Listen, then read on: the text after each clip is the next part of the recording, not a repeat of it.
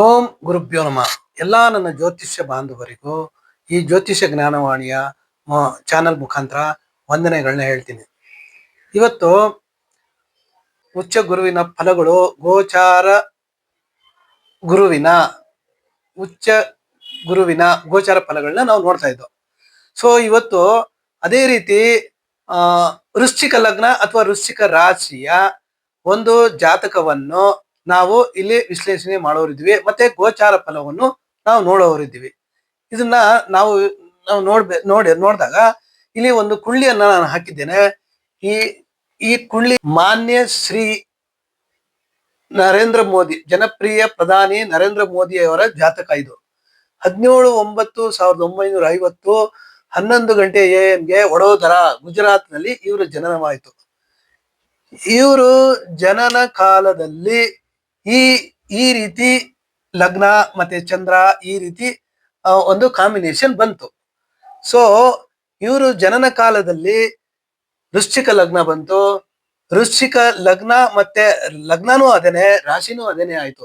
ಇಲ್ಲಿ ಅನುರಾಧ ನಕ್ಷತ್ರದಲ್ಲಿ ಜನನವಾಗಿದ್ದಾರೆ.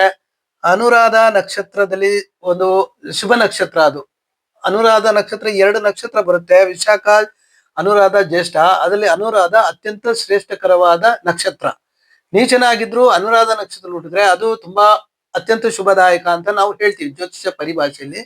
ಅದೇ ರೀತಿ ಈ ಚಂದ್ರನು ಅಲ್ಲೇ ಇದ್ದು ಲಗ್ನನು ಅಲ್ಲೇ ಬಂದಾಗ ಇಲ್ಲಿ ನೀಚ ಚಂದ್ರ ಆಗಿದ್ರು ಅಲ್ಲಿಂದ ಸಪ್ತಮ ದೃಷ್ಟಿ ಏನ್ ಹೇಳುತ್ತೆ, ಅದು ಲಗ್ನನು ಬಂದು ಚಂದ್ರನು ಅಲ್ಲೇ ಬಂದು ಆ ರೀತಿ ಸಪ್ತಮವನ್ನು ನೋಡುವಾಗ ಈ ಸಪ್ತಮ ಸ್ಥಾನ ಕುಜನ್ ನೋಡ್ತಾನೆ. ಕುಜ ಆಗ್ಲಿ ಚಂದ್ರ ಆಗ್ಲಿ ಸಪ್ತಮ ಸ್ಥಾನ ನೋಡ್ತಾರೆ. ಅಲ್ಲಿ ಉಚ್ಚ ದೃಷ್ಟಿ ಬಂದ್ಬಿಡುತ್ತೆ. ಸೊ ಉಚ್ಚ ದೃಷ್ಟಿ ಬಂದಾಗ ಆ ಚಂದ್ರ ಇಲ್ಲಿ ಈ ಜಾತಕದಲ್ಲಿ ಅತ್ಯಂತ ಬಲಿಷ್ಠನಾದ. ಯಾಕಪ್ಪ ಅಂದ್ರೆ ಜನಾಕರ್ಷಣೆಗೆ ಅತ್ಯಂತ ಶುಭ ಗ್ರಹ ಅಂದ್ರೆ ಚಂದ್ರನೇ. ಮತ್ತೆ ಆಕ್ಟಿವ್ ಆಗಿ 4 ಜನದಲ್ಲಿ ಬೆರೆಯಕ್ಕೂ ಚಂದ್ರನೇ ಕಾರಕ ಗ್ರಹ. ಇಂತಹ ಇವರು ಅನುರಾಧ ನಕ್ಷತ್ರದಲ್ಲಿ ಹುಟ್ಟಿದ್ರು. ಅನುರಾಧ ನಕ್ಷತ್ರದಲ್ಲಿ ಹುಟ್ಟಿದ್ರೆ ಶನಿ ದಶೆ ಅಲ್ಲಿ ಹುಟ್ಟಿದ್ದಾರೆ ಅಂತ ಅರ್ಥ ಆಗುತ್ತೆ. 3 ನಕ್ಷತ್ರಗಳಿದೆ, ಪುಷ್ಯ, ಅನುರಾಧ, ಉತ್ತರ ಭಾದ್ರ. ಈ 3 ನಕ್ಷತ್ರಗಳು ಶನಿ ನಕ್ಷತ್ರಗಳು ಬಂದಾಗ ಇವರು ಶನಿ ದಶೆಯಲ್ಲಿ ಹುಟ್ಟಿದ್ದಾರೆ. ಶನಿ ದಶೆ ಮತ್ತೆ ಶುಕ್ರ ಭುಕ್ತಿ ನೋಡಿ. ಇಲ್ಲಿ ಜನನ ಕಾಲೆ ಶನಿ ದಶೆ ಶುಕ್ರ ಭುಕ್ತಿ ನಡೀತಾ ಇತ್ತು ಇವರು ಜನನ ಕಾಲದಲ್ಲಿ. ಆ ಶನಿ ಶುಕ್ರ ಲಗ್ನದಿಂದ ಇಲ್ಲಿಂದ ನಾವು ನೋಡಿದಾಗ 5, 8, 9, 10 10ನೇ ಮನೆಗೆ ಬಂದು ಎಣಿಸ್ಕೊಂಡು ಬಂದ್ರೆ ಅಲ್ಲಿ 10ನೇ ಮನೆ ಬರುತ್ತೆ. ಸೊ 10ನೇ ಮನೆ ಏನು, ಒಂದು ವಿಷ್ಣುವಿನ ಸ್ಥಾನ ಅಂತ ನಾವ್ ಹೇಳ್ತೀವಿ. ಅದು ರವಿಯ ಮನೆ ಆಗಿ ಸಿಂಹರಾಶಿಯಾಗಿ ಆ ದಶಾನಾಥ ಮತ್ತೆ ಭುಕ್ತಿನಾಥ ದಶಮ ಸ್ಥಾನದಲ್ಲಿ ಏನಾದ್ರೂ ಇದ್ರೆ, ಯಾರದೇ ಜಾತಕ ಇರ್ಲಿ ಅದನ್ನ ನಾವು ನೆನಪಲ್ಲಿ ಇಟ್ಕೋಬೇಕು. ದಶಾನಾಥ ಅಥವಾ ಭುಕ್ತಿನಾಥ ಇಬ್ರುನು ದಶಮ ಸ್ಥಾನದಲ್ಲಿ ಏನಾದ್ರೂ ಇದ್ದಲ್ಲಿ ಅಂತವರು ಅತ್ಯಂತ ಗಣ್ಯ ವ್ಯಕ್ತಿಗಳಾಗ್ತಾರೆ, ದೊಡ್ಡ ವ್ಯಕ್ತಿಗಳ, ರಾಜಕೀಯ ವ್ಯಕ್ತಿ. ಯಾಕಂದ್ರೆ ಇದು ಸಿಂಹರಾಶಿಯ ಅಧಿಪತಿ ರವಿನೇ ಆಗಿ ಅಲ್ಲಿ ಆ ದಶಾನಾಥ ಭುಕ್ತಿನಾಥ ದಶಮ ಸ್ಥಾನದಲ್ಲೇ ಕೂತ್ಕೊಂಡಾಗ ಅವರು ದೊಡ್ಡ ವ್ಯಕ್ತಿ, ಗಣ್ಯ ವ್ಯಕ್ತಿ ಆಗ್ತಾರೆ. ರಾಜಕೀಯದಲ್ಲಿ ಒಂದು ರಾಜ್ಯವನ್ನಾಗ್ಲಿ ಅಥವಾ ಒಂದು ದೇಶವನ್ನು ಆಳುವಂತ ದೊಡ್ಡ ವ್ಯಕ್ತಿಗಳು ಆಗ್ತಾರೆ ಅವರು. ಆ ರೀತಿ ಇದ್ದಾಗ ಇದು ಒಂದು ಅತ್ಯಂತ ಶುಭ ಯೋಗ ಅಂತ ಹೇಳ್ಬೋದು. ಜ್ಯೋತಿಷ್ಯದ ಈ ಜಾತಕದ ಒಂದು ಅನಲೈಸ್ ಮಾಡ್ತಾ ಇದ್ದೀನಿ. ಆ ದಶಮಾಧಿಪತಿ ಏನಾಗಿದ್ದಾನೆ, ಲಾಭಸ್ಥಾನದಲ್ಲಿ ಕೂತ್ಕೊಂಡಿದ್ದಾನೆ. ಯಾರ ಜೊತೆಯಲ್ಲಿ ಕೂತ್ಕೊಂಡಿದ್ದಾನೆ? ಲಾಭಾಧಿಪತಿಯಾದ ಬುಧನ ಜೊತೆಯಲ್ಲಿ ಕೂತ್ಕೊಂಡಿದ್ದಾನೆ. ಇದು ನೋಡಿ, ಇಲ್ಲಿನ ದಶಮ ಅಂದ್ರೆ ಇದು ಲಾಭಸ್ಥಾನ ಅಂದ್ರೆ ಏಕಾದಶ ಸ್ಥಾನದಲ್ಲಿ ಏಕಾದಶಾಧಿಪತಿಯಾದ ರವಿಯ ಜೊತೆಯಲ್ಲಿ ಕೂತ್ಕೊಂಡಿದ್ದಾರೆ. ಸೊ ಇದು ಬುಧಾದಿತ್ಯ ಯೋಗ ಬಂತು. ಜೊತೆಯಲ್ಲಿ 5 ಡಿಗ್ರಿಲಿ ಕೇತು ಇದ್ದಾನೆ. ಆ ಕೇತು ಬಂದು ಭಾವಕುಂಡ್ಲಿಯಲ್ಲಿ ಅಲ್ಲಿ 10ನೇ ಮನೆಗೆ ಹೋದ. ಕೇತು 10ನೇ ಮನೆಗೆ ಹೋದ. ಇಲ್ಲಿ ಶನಿ ಶುಕ್ರರು ಇದ್ದಾರೆ. ಇವ್ರದ್ದು ಒಂದು ಈ ರೀತಿ ಇದ್ದಾಗ ಶನಿ ಶುಕ್ರ ಕೇತು ಒಂದೇ ಮನೆಯಲ್ಲಿ ಬಂದಾಗ ಇವರು ಕಾರ್ಯ ಸಾಧನೆ ಅಂದ್ರೆ ನೌಕರಿ ಅಂದ್ರೆ ಒಂದು ರಾಜ್ಯಭಾರ ಮಾಡೋದಾಗ್ಲಿ ಅಥವಾ ಏನೇ ಒಂದು ನೌಕರಿ ಆಗ್ಲಿ, ಒಂದು ಪ್ರೊಫೆಷನ್ ಆಗ್ಲಿ, ಅದರಲ್ಲಿ ಉನ್ನತಿ ಕಾಣೋರಾಗಿರ್ತಾರೆ. ಆದ್ರೆ ವೈವಾಹಿಕ ಜೀವನದಲ್ಲಿ ಅಂತ ಒಂದು ಶುಭ ಫಲ ಇವ್ರಿಗೆ ಇರಲ್ಲ. ಇದು ಬೇಡ, ಈಗ ಈ ಸಬ್ಜೆಕ್ಟ್ ಬೇಡ. ಯಾಕಂದ್ರೆ ನಾವು ನಮ್ಮ ಮೋದಿಯವರು ಒಂದು ಒಳ್ಳೆ ಗಣ್ಯ ವ್ಯಕ್ತಿ ಆಗಿದ್ದಾರೆ, ನಮ್ಮ ದೇಶದ ಪ್ರಧಾನಿ ಆಗಿದ್ದಾರೆ, ನಮ್ಮ ದೇಶಕ್ಕೆ ಒಳಿತನ್ನು ಬಯಸ್ತಾ ಇದ್ದಾರೆ, ಒಳ್ಳೇದನ್ನೇ ಮಾಡ್ತಾ ಇದ್ದಾರೆ. ಅಂತವ್ರ ಜಾತಕ ನಾವು ನೋಡೋದು ನಮ್ಮ ಒಂದು ಪುಣ್ಯ ಅಂತ ನಾವು ತಿಳ್ಕೊಂಡಿದೀವಿ. ಇಲ್ಲಿ ಇಲ್ಲಿ ಏನಾಗಿದೆ, ಲಗ್ನದ ಡಿಗ್ರಿ 2 ಇದೆ, ಕುಜನ ಡಿಗ್ರಿ 0 ಇದೆ. ನೋಡಿ, ಯಾವುದೇ ಒಂದು ಲಗ್ನದ ಡಿಗ್ರಿಯಲ್ಲಿ ಹಿಂದೆ ಆಗ್ಲಿ, ಅಥವಾ ಇವಾಗ 2 ಡಿಗ್ರಿ ಇಲ್ಲಿ ಲಗ್ನ ಇದ್ರೆ ಅದ್ರ ಹಿಂದೆ 0ನೇ ಆಗುತ್ತೆ, ಅಥವಾ ಇನ್ನ 2 ಡಿಗ್ರಿ ಮುಂದೆ ಆದ್ರೆ 4 ಡಿಗ್ರಿ ಆಗುತ್ತೆ. ಆ ಒಂದು ಅಂತರದಲ್ಲಿ ಯಾವುದೇ ಗ್ರಹ 4 ಡಿಗ್ರಿ ಆಗ್ಲಿ, 3 ಡಿಗ್ರಿ ಆಗ್ಲಿ, 2, 1, 0 ಈ ರೀತಿ ಇದ್ದಾಗ, ಈ ರೀತಿ ಡಿಗ್ರಿಯಲ್ಲಿ ಅವರು ಕೂತ್ಕೊಂಡಾಗ, 0 ಡಿಗ್ರಿ ಅಂದ್ರೆ 0 ಡಿಗ್ರಿ ಅಲ್ಲ, ಸಮ್ ನಿಮಿಷನೂ ಇರುತ್ತೆ ಅಲ್ಲಿ, ಅದ್ ನಾನು ಬರ್ದಿಲ್ಲ.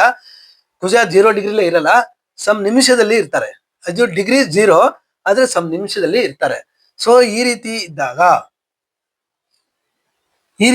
ಲಗ್ನದ ಡಿಗ್ರಿಲಿ ಇದ್ದಾಗ, ಇವಾಗ ಇವ್ರದ್ದು ಕುಜ ದಶೆ ನಡೀತಾ ಇದೆ. ಲಗ್ನದ ಡಿಗ್ರಿಲಿ ಇರುವಾಗ ಇವರು ಆ ಲಗ್ನದ ಒಂದು ಏನು ಅವರ ಒಂದು ದೇಹ, ಆತ್ಮ, ಸಾಮರ್ಥ್ಯ, ಅವರ ಒಂದು ನಡೆ ನುಡಿ ಎಲ್ಲಾನು ತುಂಬಾ ಚೆನ್ನಾಗಿರುತ್ತೆ ಅಂತ ನಾವು ಹೇಳ್ಬೋದು. ಯಾಕಂದ್ರೆ ಕುಜ ದಶೆನೇ ಈಗ ನಡೀತಾ ಇದೆ. ಇವಾಗ ನಡೀತಾ ಇರೋದು ಕುಜ ದಶೆ. ಪ್ರಸ್ತುತ ಕುಜ ದಶೆ ನಡೀತಾ ಇದೆ. ಅದು 28ವರೆಗೂ ನಡೀತದೆ. ನೋಡಿ, ಪ್ರಸ್ತುತ ಕುಜ ದಶೆ ನಡೀತಾ ಇದೆ. ನವೆಂಬರ್ 28ವರೆಗೂ ಕುಜ ದಶೆನೇ ನಡೆಯುತ್ತೆ. ಅಲ್ಲಿವರೆಗೂ ಇವರು ಅಧಿಕಾರವನ್ನು ಸುಸೂತ್ರವಾಗಿ ನಡೆಸ್ತಾರೆ, ನಮ್ಮ ದೇಶಕ್ಕೆ ಒಳ್ಳೇದ್ ಮಾಡ್ತಾರೆ ಅಂತ ನಾವು ಹೇಳ್ಬೋದು.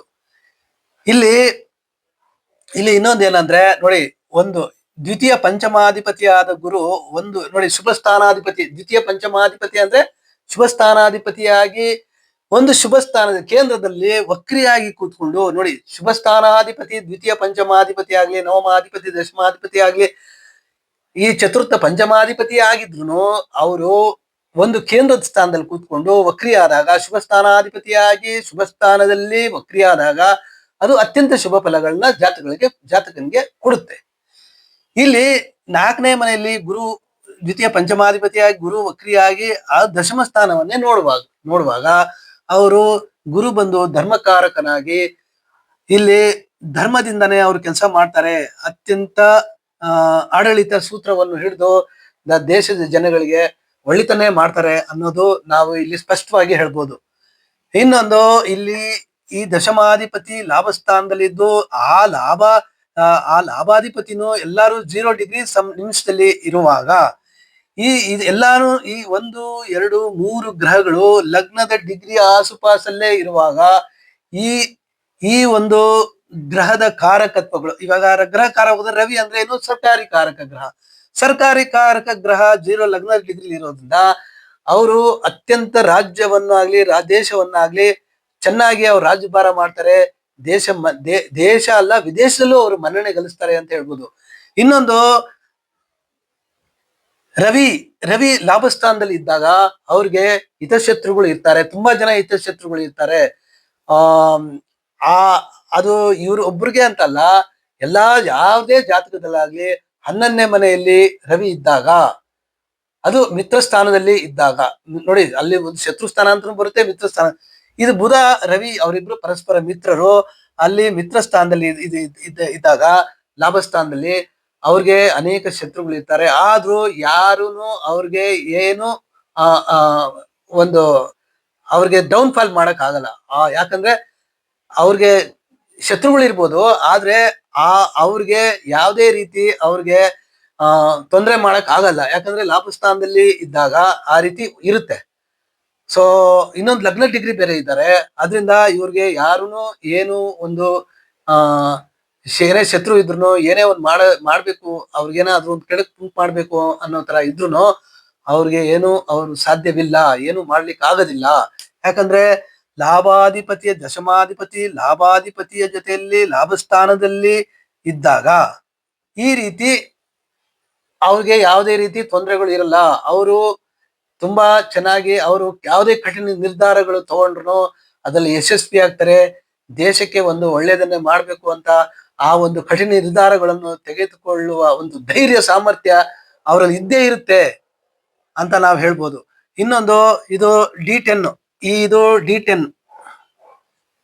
ಡಿ10 ಅಂದ್ರೆ ಅದು ನೌಕರಿ ಏನು ನೋಡುವಂಥದ್ದು. ಈ ನೌಕರಿಲಿ ನಾವು ನೋಡ್ದಾಗ್ನು ಇಲ್ಲಿ ಇಲ್ಲೂ ನೋಡಿ ಭಾವ, ಇಲ್ಲಿ 11ನೇ ಮನೆ ಭಾವ ಭಾವ ಭಾವ ವರ್ಗೋತ್ತಮನಾಗಿದ್ದಾನೆ. ಅಂದ್ರೆ ಇಲ್ಲಿಂದ ಲಾಭಸ್ಥಾನದಲ್ಲಿ ರವಿ ಇದ್ದು ಇಲ್ಲಿಂದಾನು ಲಾಭಸ್ಥಾನದಲ್ಲಿ ರವಿನೇ ಇದ್ದಾಗ, ಅಂದ್ರೆ ದಶಮಾಂಶ ಕುಂಡಲಿಯಲ್ಲೂ D10 ನಲ್ಲೂ ಆ ರೀತಿ ಇದ್ದಾಗ ಅವರು ಅವರು ಅತ್ಯಂತ ಧೈರ್ಯದಿಂದ ರಾಜ್ಯವನ್ನು ದೇಶವನ್ನು ಮುನ್ನಡೆಸ್ತಾರೆ ಅಂತ ನಾವು ಹೇಳ್ಬೋದು. ದಶಮಾಂಶ ಕುಂಡ್ಲಿನೂ ನಾವು ನೋಡ್ಬೇಕು. ಅವರ ಉದ್ಯೋಗ ಆಗ್ಲಿ, ಅವ್ರ ಪ್ರೊಫೆಷನ್ ಆಗ್ಲಿ, ಅವರ ಒಂದು ರಾಜ್ಯವನ್ನೇ ಮಾಡ್ಲಿ ಅಥವಾ ದೇಶವನ್ನೇ ಆಡ್ಲಿ, ಅವ್ರು ಯಾವ ರೀತಿ ಇರ್ತಾರೆ, ಯಾವ ರೀತಿ ಅವರನ್ನ ರಾಜ್ಯಭಾರ ಮಾಡ್ತಾರೆ ಅನ್ನೋದು ಅಲ್ಲಿ ವ್ಯಕ್ತಪಡಿಸುತ್ತೆ. ಇದು ಇವ್ರದ್ದು ಈ ಕುಂಡ್ಲಿ ಪ್ರಕಾರ, ಅಂದ್ರೆ ಇವ್ರ ಜಾತಕದ ವಿಶ್ಲೇಷಣೆ ಇಷ್ಟು. ಇನ್ನ ಇದೆ, ಬೇಡ ಈಗ ಇಷ್ಟನ್ನ ನಾವು ಹೇಳ್ತೀವಿ. ಇನ್ನೊಂದು ಇಲ್ಲಿ ಏನಪ್ಪಾ ಅಂದ್ರೆ ಇವಾಗ ಗುರುವಿನ ಗೋಚಾರ ಫಲಗಳು ನೋಡೋಣ. ಗುರುವಿನ ಗೋಚಾರ ಫಲ, ಇದು ಗೋಚಾರ. ಇದು ಗುರು ಇವಾಗ ಇಲ್ಲಿ ಬಂದಿದ್ದಾರೆ. ಇಲ್ಲಿ ಬಂದಿದ್ದಾಗ ಏನಾಗುತ್ತೆ, ಇಲ್ಲಿಂದ ಭಾಗ್ಯಸ್ಥಾನದಲ್ಲಿ ಉಚ್ಚ ಗುರುವಿನ ಗೋಚಾರ ಸಂಚಾರ ಆಗ್ತಾ ಇದೆ. ಇದು ಈ ರಾಶಿ ಅಥವಾ ಲಗ್ನದವರಿಗೆ ಅತ್ಯಂತ ಶುಭಕರ ಅಂತ ಹೇಳ್ಬೋದು. ಯಾಕಂದ್ರೆ ಒಂದು ಧರ್ಮಾಧಿಕಾರಿಯಾಗಿ ಮೇಷದಿಂದ ನಾವು ಕಾಲಪುರುಷನ ರಾಶಿಯಲ್ಲಿ ನೋಡುವಾಗ ಧರ್ಮಾಧಿಪತಿ ಗುರು ಆಗಿ ಆ ಗುರು ಧರ್ಮಸ್ಥಾನದಲ್ಲೇ ಸಂಚಾರ ಮಾಡುವಾಗ, ಇಲ್ಲಿಂದ ನೋಡಿ, ಇಲ್ಲಿಂದ ನಾವು 7, 5, 6, 7, 8, 9 ಧರ್ಮಸ್ಥಾನದಲ್ಲೇ ಗುರು ಉಚ್ಚನಾಗಿ, ದೇವಗುರು ಬೃಹಸ್ಪತಿ ಉಚ್ಚನಾಗಿ ಸಂಚಾರ ಮಾಡುವಾಗ ಇವರು ಧರ್ಮದಿಂದ ನಡ್ಕೊಳ್ತಾರೆ, ಧರ್ಮ ಕೆಲಸವನ್ನೇ ಮಾಡ್ತಾರೆ, ಇನ್ನೊಬ್ಬರಿಗೆ ಒಂದು ಕೆಡಕನ್ನು ಉಂಟು ಮಾಡಲ್ಲ, ಧರ್ಮದಿಂದ ನಡೀತಾರೆ. ಧರ್ಮಕ್ಕಾಗಿಯೇ ಇವರು ಈ ಧರ್ಮದ ಕೆಲಸಗಳನ್ನೇ ಮಾಡ್ತಾರೆ. ಏನೇ ಆದ್ರೂ ಒಂದು ಧರ್ಮದ ಕೆಲಸಗಳನ್ನೇ ಮಾಡ್ತಾರೆ ಅಂತ ನಾವು ಇಲ್ಲಿ ಹೇಳ್ಬೋದು. ಇಲ್ಲಿಂದ ಈ ಗುರು ಏನಾಗ್ತಾನೆ, ಪಂಚಮ ದೃಷ್ಟಿಯಿಂದ ಲಗ್ನವನ್ನು ನೋಡ್ತಾನೆ. ಲಗ್ನವನ್ನು ನೋಡಿದಾಗ ಅಲ್ಲಿ ಅವರ ಆರೋಗ್ಯ ಸ್ಥಿರವಾಗಿರುತ್ತೆ. ಅವ್ರ ಆರೋಗ್ಯದಲ್ಲಿ ಯಾವುದೇ ರೀತಿ ವ್ಯತ್ಯಯ ಬರಲ್ಲ ಈ ವರ್ಷ ಪೂರ್ತಿ. ಅವ್ರಿಗೆ ದೇಹ ಸದೃಢವಾಗಿ ನಿರಂತರವಾಗಿ ಅವರು ಯಾವುದೇ ಕೆಲಸ ಮಾಡಿದ್ರು, ಎಷ್ಟೇ ದೊಡ್ಡದ್ರು ಅವ್ರಿಗೆ ಯಾವುದೇ ರೀತಿ ಆರೋಗ್ಯದಲ್ಲಿ ತೊಂದರೆ ಬರೋದಿಲ್ಲ. ಇಷ್ಟನ್ನ ಇಲ್ಲಿ ಲಗ್ನಕ್ಕೆ ಉಚ್ಚ ಗುರುವಿನ ದೃಷ್ಟಿ ಬಂದಾಗ ಆ ಒಂದು ಫಲ ಅಲ್ಲಿ ನಾವು ನೋಡ್ಬೋದಾಗಿದೆ. ಅಲ್ಲಿಂದ 3ನೇ ಮನೆ ನೋಡ್ತಾನೆ ಗುರು. ಉಚ್ಚ ಗುರುವಿನ ದೃಷ್ಟಿ 3ನೇ ಮನೆ ಬೀಳುತ್ತೆ. 3ನೇ ಮನೆ ಅಂದ್ರೆ ಏನು, ಅವರು ಪ್ರಧಾನಿ ಆಗಿರುವಾಗ ನೆರೆಹೊರೆಯ, ನೋಡಿ ನೆರೆಹೊರೆ ರಾಷ್ಟ್ರಗಳು, ನಾವು ಏನ್ ಮಾಡ್ತೀವಿ, ಸಂಬಂಧಿಕರು, ನೆರೆಹೊರೆಯವರು ಅಂತ ನಾವು ಹೇಳ್ತೀವಿ. ಇವರು ಒಂದು ಉನ್ನತ ಪಟ್ಟವನ್ನು ಇವರು ಏರಿದಾಗ, ಪ್ರಧಾನಿಯಾಗಿರುವಾಗ ಇವರು ನೆರೆಹೊರೆ ದೇಶದಲ್ಲಿ ಉತ್ತಮ ಬಾಂಧವ್ಯವನ್ನು ಇಟ್ಕೊಳ್ತಾರೆ.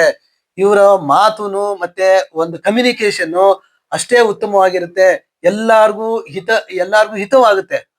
ಯಾಕಂದ್ರೆ ಆ 3ನೇ ಮನೆನೇ ಇದು ಸಂಪರ್ಕ ಅಂತ ನಾವು ಹೇಳ್ತೀವಿ. ನೆರೆಹೊರೆ, ಸಂಪರ್ಕ, ಧೈರ್ಯ, ಅಷ್ಟೇ ಧೈರ್ಯ. ನೋಡಿ, ಧೈರ್ಯ ಸ್ಥಾನನು 3ನೇ ಮನೆನೇ ಹೇಳ್ತೀವಿ.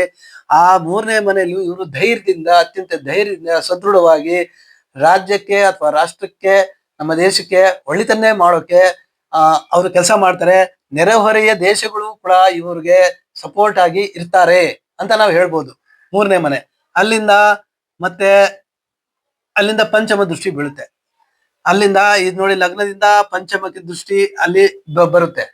ಅಲ್ಲಿ ಆಲ್ರೆಡಿ ರಾಹು ಇದ್ದಾನೆ. ಇಲ್ಲಿ ಜನ್ಮ ಜಾತಕದಲ್ಲಿ ರಾಹು ಇದ್ದಾನೆ. ಇಲ್ಲಿ ಶನಿ ಗೋಚಾರದಲ್ಲಿ ಇಲ್ಲಿ ಶನಿ ಇದ್ದಾನೆ. ಈ ಶನಿ ಸಂಚಾರ ಮಾಡ್ತಾ ಇದ್ದಾನೆ. ಇಲ್ಲಿ ರಾಹು, ಇಲ್ಲಿ ಈ ರಾಹು ಮೇಲೆ ಶನಿ, ಅಂದ್ರೆ ಈ ಗೋಚಾರದಲ್ಲಿ ಶನಿ ಇದ್ದಾನೆ, ಜನ್ಮ ಜಾತಕದಲ್ಲಿ ರಾಹು ಇದ್ದಾನೆ. ಈ ರೀತಿ ಇದ್ದಾಗ ಈ ರಾಹುವಿನ ಮೇಲೆ ಗುರುವಿನ ದೃಷ್ಟಿ ಬಂದಾಗನು ಅಲ್ಲೂ ಆ ರಾಹು ಶುಭ ಫಲನೇ ಕೊಡ್ಬೇಕು. ಯಾಕಂದ್ರೆ ಉಚ್ಚ ಗುರುವಿನ ದೃಷ್ಟಿ ಅಲ್ಲಿ ಬಿದ್ದಾಗ ಪಂಚಮ ಸ್ಥಾನ ಅಂದ್ರೆ ಏನು, ಒಂದು ವಿವೇಕ, ಒಂದು ಜಾಣ್ಮೆ, ಒಂದು ಬುದ್ಧಿ, ಆ ಬುದ್ಧಿ ಶಕ್ತಿ ಅದನ್ನ ಪಂಚಮ ಸ್ಥಾನನೇ ಹೇಳುತ್ತೆ. ಮತ್ತೆ ನೇಮ್ ಅಂಡ್ ಫೇಮು ಪಂಚಮ ಸ್ಥಾನನೇ ಹೇಳುತ್ತೆ. ಇವರು ಅದರಲ್ಲೆಲ್ಲ ಒಳ್ಳೆ ಬುದ್ಧಿ ಉಪಯೋಗ ಮಾಡಿ ದೇಶಕ್ಕೆ ಒಳಿತನ್ನ ಮಾಡ್ಬೇಕಂದ್ರೆ ಏನ್ ಮಾಡ್ಬೇಕು ಅಂತ ಅವ್ರಿಗೆ ಒಂದು ಗೋಚಾರ ಆಗಿ ಅವರು ಒಳ್ಳೆ ಸತ್ಕಾರ್ಯಗಳನ್ನೇ ಮಾಡ್ತಾರೆ. ಯಾಕಂದ್ರೆ ರಾಹುನು ಗುರುವಿನ ದೃಷ್ಟಿ ಬಿದ್ದಾಗ ರಾಹುನು ಅಂತದೇನು ವಿಚಲಿತಲಾಗಿ ಆ ಒಂದು ಊಹಾಪೋಹಗಳಿಗೆ ಅವರು ಆಸ್ಪದ ಕೊಡೋದಿಲ್ಲ. ಯಾಕಂದ್ರೆ ಗುರುವಿನ ದೃಷ್ಟಿ ಅಷ್ಟು ಒಳ್ಳೆಯದು. ಯಾಕಂದ್ರೆ ಇಲ್ಲಿ ಶನಿನೂ ಸಂಚಾರ ಮಾಡ್ಬೇಕಾ, ಶನಿನು ರಾಹುವಿನ ಮಿತ್ರನಾಗಿ ಮತ್ತೆ ಗುರುವಿನ ದೃಷ್ಟಿನೂ ಬಿದ್ದಾಗ ಇದು ಇದೂನು ಅಷ್ಟೇನೆ ಪಂಚಮ ಸ್ಥಾನನು ಅವ್ರಿಗೆ ಅತ್ಯಂತ ಶುಭಕರವಾಗಿರುತ್ತೆ. ಆದ್ರಿಂದ ಈ ತುಲಾ ರಾಶಿ ಸಾರಿ ವೃಶ್ಚಿಕ ರಾಶಿ ಅಥವಾ ವೃಶ್ಚಿಕ ಲಗ್ನದವರಿಗೆ ಈ ಉಚ್ಚ ಗುರುವಿನ ಒಂದು ಗೋಚಾರ ಫಲ ಅತ್ಯಂತ ಶುಭದಾಯಕವಾಗಿರುತ್ತೆ ಅಂತ ಹೇಳೋದ್ರಲ್ಲಿ ಎರಡು ಮಾತಿಲ್ಲ. ಇಷ್ಟನ್ನ ಹೇಳಿ ಈ ಒಂದು ವಿಡಿಯೋ ನಾನು ಮುಗಿಸ್ತಾ ಇದ್ದೀನಿ. ಇದು ಅಷ್ಟೇನೆ, ಇದನ್ನು ನಾವು ನೋಡ್ಬೇಕು. ಇದನ್ನು ನೀವು ನೋಡಿ ಮೊದ್ಲಿಂದಾನೆ ಎಲ್ಲಾ ವಿಡಿಯೋಗಳನ್ನ ಸಬ್ಸ್ಕ್ರೈಬ್ ಮಾಡ್ಕೊಂಡ್ರೆ ನೀವು ಎಲ್ಲಾ ವಿಡಿಯೋಗಳನ್ನ ನೋಡ್ಬೋದು. ಮೊದ್ಲು ಸ್ವಲ್ಪ ಅರ್ಥ ಆಗಲ್ಲ ಜ್ಯೋತಿಷ್ಯ ಬಾಂಧವರಿಗೆ, ಅಂದ್ರೆ ಜ್ಯೋತಿಷ್ಯ ಗೊತ್ತಿರೋರಿಗೆ ಸ್ವಲ್ಪ ಬೇಸಿಕ್ ನಾಲೆಜ್ ಇದ್ರೆ ಅತ್ಯಂತ ತ್ವರಿತವಾಗಿ ಅವರು ಅದನ್ನ ಅರಿತುಕೊಳ್ತಾರೆ, ಗ್ರಹಿಸ್ಕೊಳ್ತಾರೆ ಅಂತ ನಾನು ಹೇಳ್ತಾ ಈ ವಿಡಿಯೋನ ಮುಗಿಸ್ತಾ ಇದ್ದೀನಿ. ಜೈ ಶ್ರೀ ಕೃಷ್ಣ.